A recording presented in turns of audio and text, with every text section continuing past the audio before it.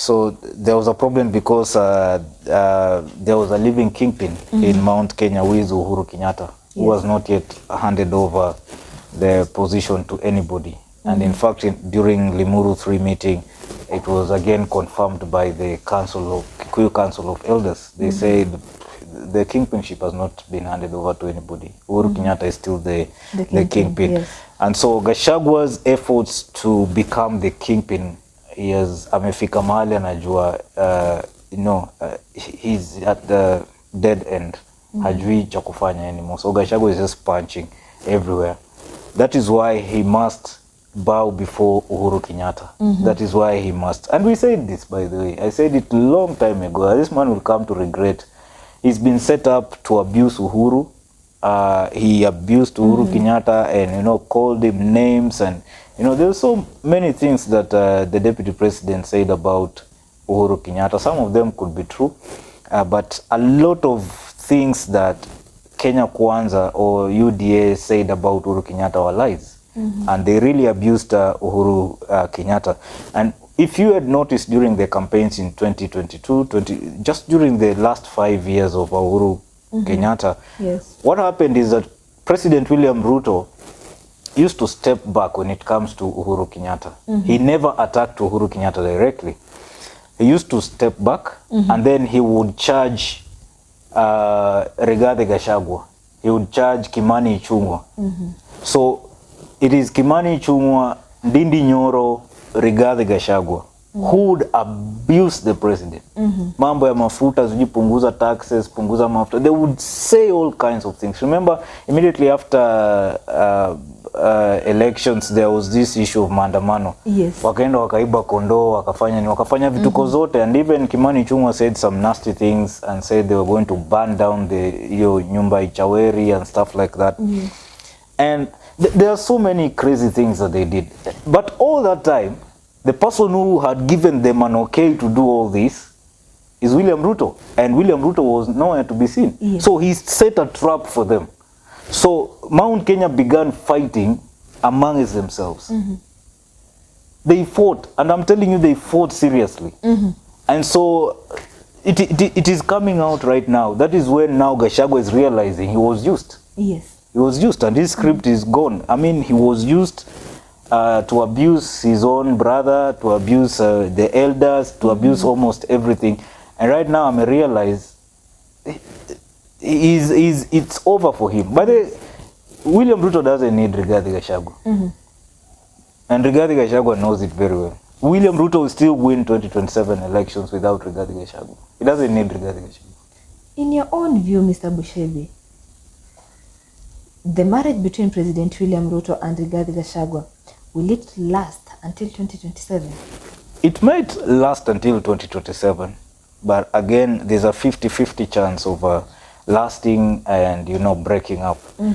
If Uhuru factor is brought in and Rigathi Gachagua manages to, hook up with Uhuru Kenyatta, then this thing will never, the marriage won't succeed.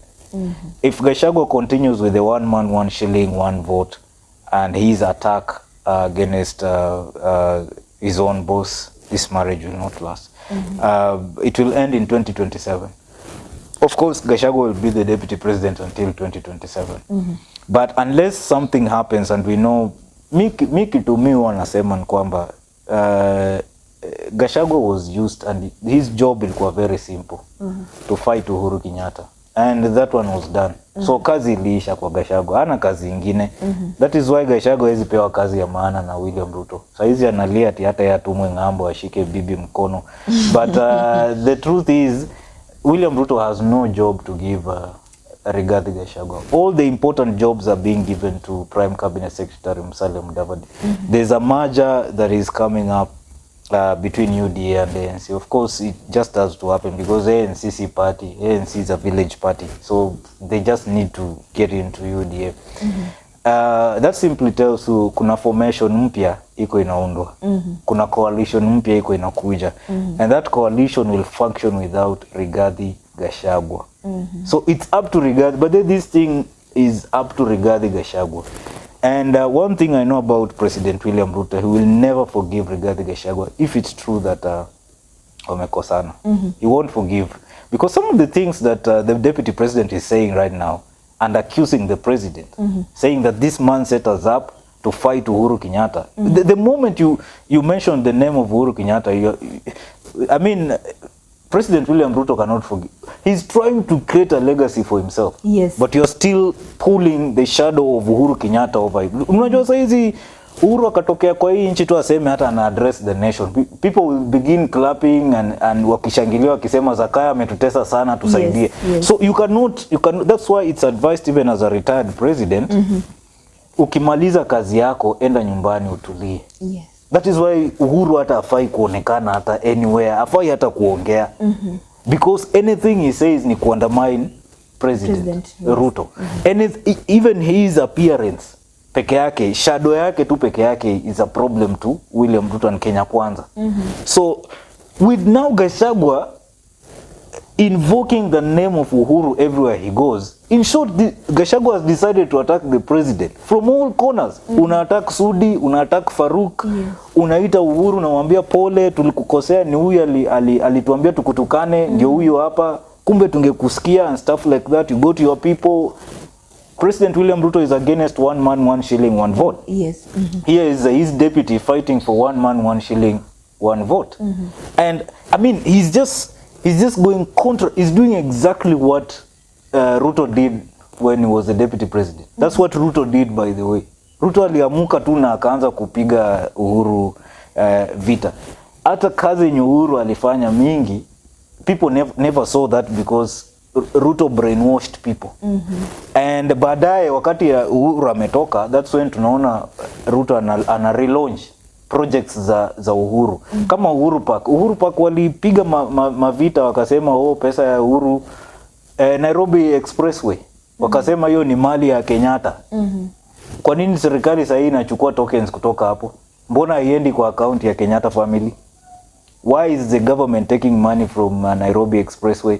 Which means ilikuwa ya serikali, haikuwa ya Uhuru. But you see, during that time watu walikuwa wamelewa na bottom up. So the same thing that Ruto did to Uhuru is the same thing that Rigathi Gachagua is doing to President William Ruto. The only problem is that Rigathi Gachagua anacheza na moto. Ajui Ruto. All right, well said, Mr. Bushebi. As we wrap up this discussion, I want you just to talk a little bit on the Luhya unity. Should we expect calls for Luhya unity to come to an end? No. Why? Because some people, most of the leaders that we have in Luhya nation only succeed with that narrative. They become leaders because of that narrative. Just shouting and telling people unite. But the truth is, hakuna Muluhya mwenye amegawanyika. Luhya people are united. I've always said that Luhya people intermarry. Wa Tachoni, sijui wa Bukusu, wa Maragoli, sijui, go to all these 5 counties ya Waluhya.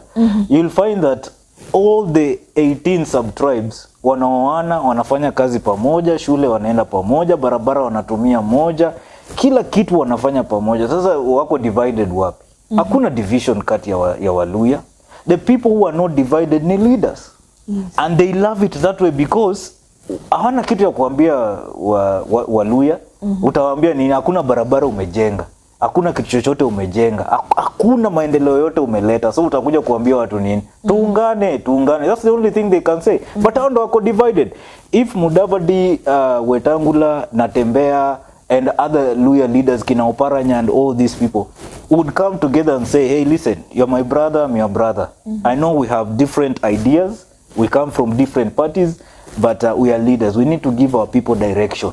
Not direction of personalities. Twende kwa Ruto, twende kwa Raila, twende sijua hapana. You look at the issues zenye wako na shule, wako na kazi, wako na barabara, wako na airports. As in, look at the infrastructure. Look at the problems that Luhya nation is going through. Then because of that one interest ambayo ni ya wananchi na yenyu, then let the leaders unite. Yes. Watu walisha mesha, I'm telling you, watu walisha unite kitambo sana. Waluya hawajawahi mwaisikia kuna clashes ati sijui subtribe fulani Waisuha wamepigana na sijui wa Maragoli ama sijui mwaisikia upumbavu kayo. You will never hear that. Yeah. Then why are you coming to tell people who are living in unity, people who are living peacefully, ati wa unite? Unite to do what? What do you want them to unite for? Hii ni selfishness to our leaders wa Luya. Hakuna kitu. It is the leaders who are not united. Mudavadi anaenda huko, Wetangula anaenda huko. Natembea anapotelea huko na tawe yake. Akina Oparanya wanaendea huko na ODM. Now you tell me, these people have no interest ya wananchi. Wa unite hao, waachane na Waluya. Let them unite. And then give Luya people direction. Natuoli anatokea huko sikiza naimba tu wimbo ya Ruto. Ni Ruto, Ruto asubuhi, paka jioni. So when you talk of Luya unity, there's nothing like Luya unity. Luya people are united. Our leaders ndo wamechanganyikiwa hata wajua naenda wapi. They're so divided. Hata hawana agenda. All right, well said, Mr. Bushebi. Thank you for your time. You're welcome. All right, I think this discussion should happen again. Yes, it will. All right, thank you.